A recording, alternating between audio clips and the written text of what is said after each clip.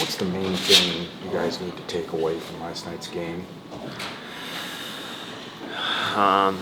There's a lot of main things, I think. I think the ability to handle adversity and come back, stick together, all that's, obviously gets a win last night, but just going forward, the confidence that, we can come back in any game and, the ability to stick together through times that, for probably 2 full games, probably the end of the Buffalo game, the whole Islander game, and then the start of yesterday looked not the way we want to look. So obviously we got to clean a lot of that up, and you saw some of that work today. But at the end of the day, us sticking together, us handling adversity, having the confidence to come back in any game, I think that's going to pay dividends down the road. Is that what it took last night? I mean, what was like the turning point, or what did you think?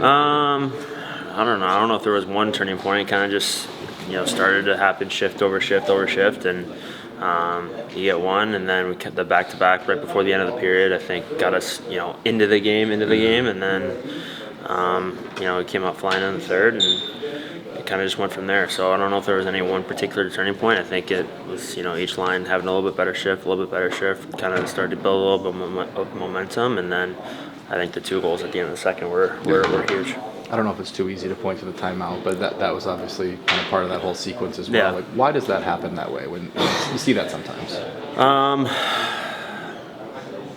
don't know. I mean, I think everyone knew that we weren't playing good enough. It had been discussed, but even in the first intermission, it wasn't necessarily bad, but it wasn't clean. It wasn't as fast as we need to be, and then it almost got worse in the first 5 minutes of that second. So, I mean, the timeout obviously, is an easy point to look to because it was 6-0 after that. But it just started one shift at a time. Each line kind of, giving us something to work off of, and then just kind of continue to roll from there. What was the message during the timeout? I don't think you want to know. Colorful? You put his hand over his mouth, so you guys wouldn't know. So take that. Seemed to carry over a little bit. Today's practice seemed more loud and animated than usual. Did it kind of remind you of his first practice back in December? This one was just more about a particular part of our game that hasn't been very good. So there was a lot of teaching. I mean, we were out there for a while. I think he tried to slow it down, based off us playing last night. And, it's a busy schedule, and, we're here early today. So I think he tried to slow it down a little bit and do a lot of teaching, a lot of directing. And, it's a part of our game that we really need to clean up. So I think that's just how he coaches, and it's hard to be confused with that. Like we went over every scenario possible, and we went over, even how to handle it, how to talk, we did every scenario possible out there. So it's a huge part of the game, and it's something that we got to do a lot better of. You kind of mentioned communication on the ice. Was that kind of like a... Yeah, talk was a big point. I think especially on those tracks, there's, each track is different in some capacity. You have your rules, but there still needs to be some direction on who's going where and where the squeeze is and all that. So I think the talk helps everyone, and it kind of breeds a little bit of confidence too of, I know that this is where I'm supposed to be going. When you guys did get the offense going, it seemed like a lot of it started below the goal line. Your pass to Gordon out front, Larkin to Finney. How important is it for you guys to win that area of the ice? Yeah, I think that, especially as the year goes on and you get into playoff time, rush chances go away. It's how much you can possess the puck below the goal line, get the puck to the points, get chaos around the net, get pucks through. The tic-tac-toe rush goals, they go away. People, teams have, what we worked on today, they're tracking down. No one's making a mistake like that in the playoffs. So we got to learn how to move pucks quickly, play a little give-and-go game below the goal line. We can't just hold on to it, skate everywhere, and then you just get checked. And, we need to be playing below the goal line more, and that's what happens come spring. Identity's been a key word that's been used even since last year when Todd first came in. Are you seeing key traits or characteristics from that as you guys build that? I think it's like, I think the first thing for our team is skating. Like when we're playing fast and we are forechecking and on top of their D, we can be very good. think that would be what we want our identity to be. I think off of that, we need to move the puck quickly in the offensive zone, and kind of like I just talked about, not necessarily like we need to move our feet with the puck, but we can't just be skating, because then you're holding on to it forever and everyone knows where everyone is. You know, we got to move the puck quickly, play a little give and go game down low. But when we're skating, we're a good team. Do you appreciate kind of the more intense feel of the practices, like kind of like earlier today? Do I appreciate the intense feeling? Right, it's maybe just kind of a shift in pace. I mean, I think all our practices are pretty fast-paced, honestly. I think that they do a good job of not letting us get complacent in practice whatsoever. But I think with the specific part of the game that we are working on and how we've been struggling in that aspect, I think you got to be intense. You got to be, physically intense. Yeah, there's not going to be a whole lot of hitting out there, but you got to be really mentally focused and make sure that we're getting these reps in and getting them, in a way that's going to translate to the game. Emotional win last night. What's kind of the takeaway for you guys? That we're in every game until it's over. I think we've shown that, but we just got to regroup, eliminate the easy mistakes, and I think then you can see once we roll, we kind of roll with anyone, and that's definitely something positive. Todd said last night that you guys can't be like a yo-yo, some of the effect that he believes you're closer to the team you were the second half of the game than the team you were the first half of the game. What gives you the confidence that of knowing that you're closer to the team that you were the second half of the game?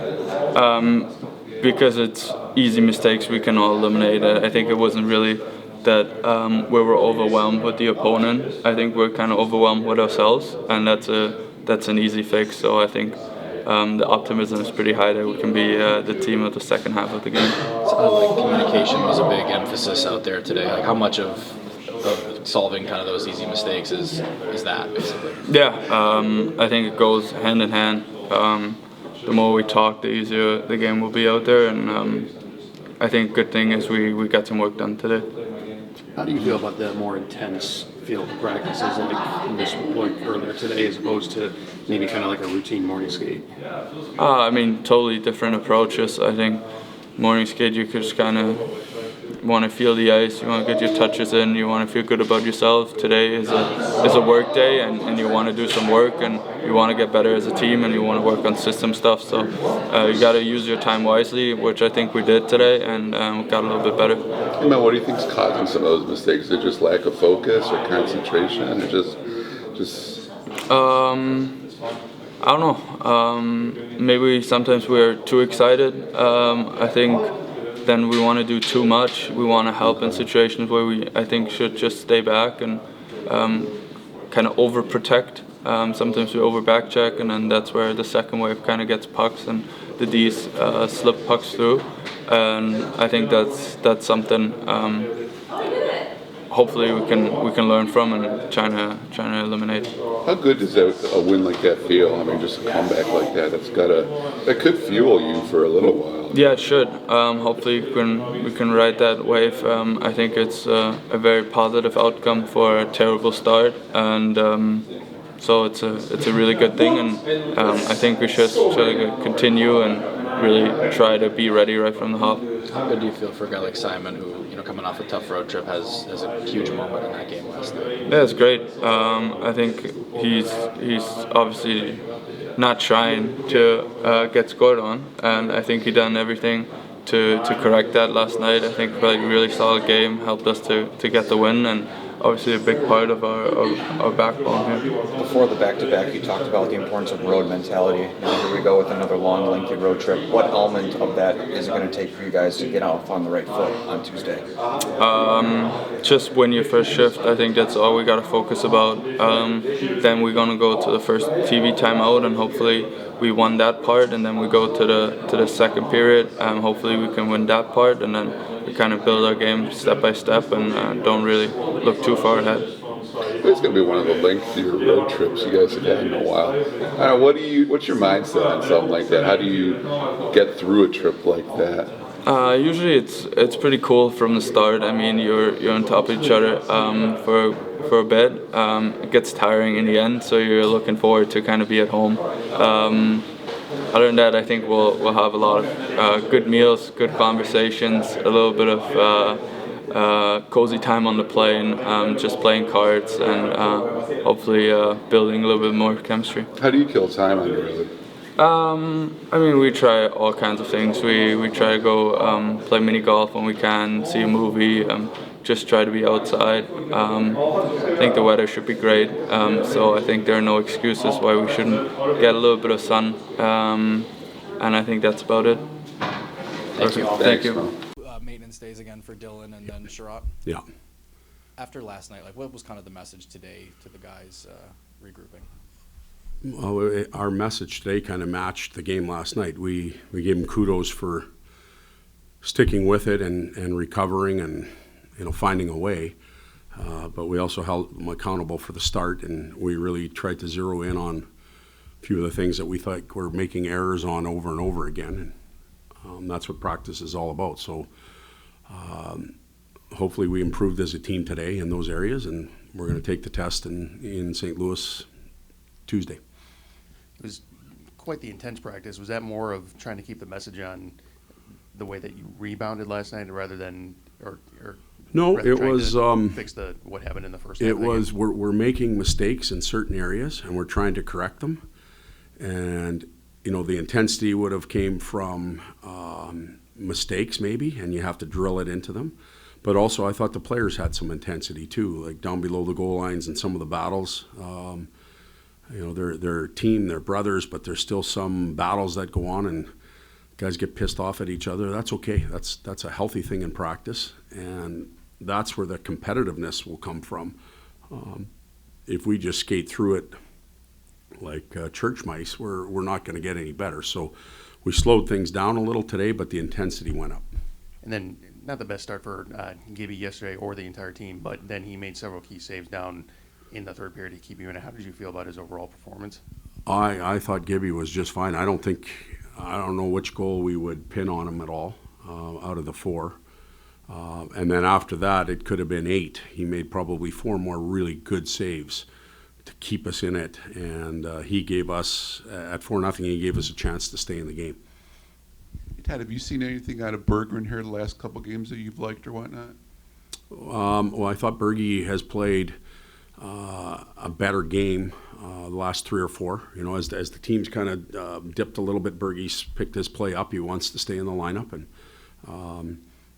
he's playing responsible both ways. He's always had offensive mind and tools and skills that he can use to attack the opposition's net. He can make plays to help his teammates out that way too. Right now, he's paying attention to what's happening the other way too, and that's valuable.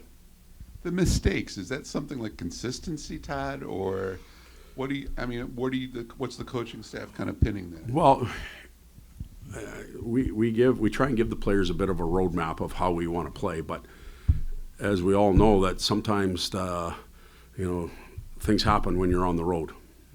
Road gets washed out, a tree falls across it, you got to take a different path, and when you take a different path, you may be talking it out with somebody, what's the right decision. We don't communicate well enough on the ice. So when the road changes for us a little bit and something gets in our way, we might drive right into the washout, if you will. I'm trying to get an analogy tied into this, right into the washout without anybody talking and saying, hey, don't go that direction, go this direction. So a lot of what you saw today was, as much as it was physical, it was verbal as well. You've had experience. Oh, sorry. So communication, you said that's kind of... Communication was a big part of today's practice.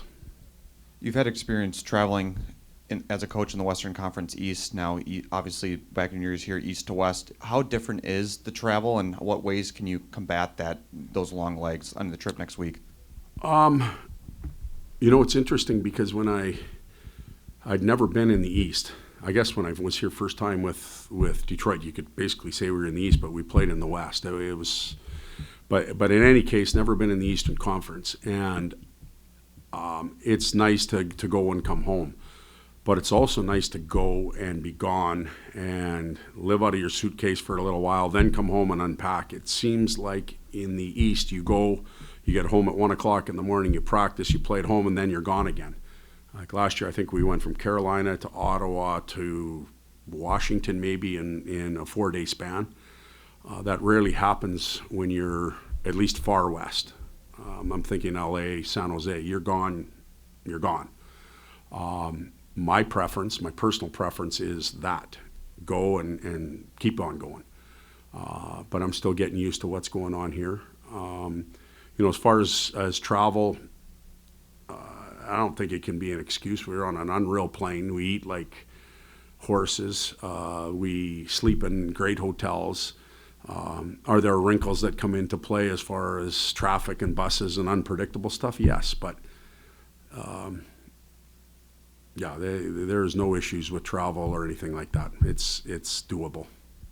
The 9-game mark for rookies tends to have some contractual significance. I mean, how do you kind of approach that, especially with a guy like Michael who didn't play as much last night? Yeah, I don't approach it at all that way. That's not how I look at it. We have, Steve and his staff would look at that. We're responsible for training and trying to push the players that are here regardless of contract dollars, contract status, 9 games, 10 games, whatever that might be. Would we sit and talk with Steve and his group about our confidence in players and how we think they're playing? Yeah, we would do that. But that for coaching staff, those variables don't come into play. Todd, I don't think you go 11-7 that often. How did you think that worked out last night? And with Rasmussen, it was just a case of just needing kind of a reset? Well, we went 11-7 for different reasons, banged up guys and stuff like that. So we wanted to make sure we had enough D to finish the night. I personally don't like it. I'd rather have 4 lines that you could roll out and you get a sense of rhythm. I think it affected us early in the game, to tell you the truth. We'd roll out and all of a sudden somebody else was playing with new line mates and the bench was kind of who's going next. We didn't handle it well, and some of the start has to be on us for making lineup decisions, but we really had no choice in that. And with that, a forward had to come out, and it can't always be Jonathan Berggren just because he might be the easy guy. He's somebody that we've done it with before. We have tough decisions to make. We think very highly of Ras and of his contributions to the team. But we made a decision, and it was hard on him, and he'll bounce back. And just we ask you this every day, but any update on Kane? Yeah, Kaner won't leave with us to go to St. Louis, but we're hoping he'll join us somewhere in the trip. The other 2 guys I think I mentioned was maintenance day. Have a good Sunday.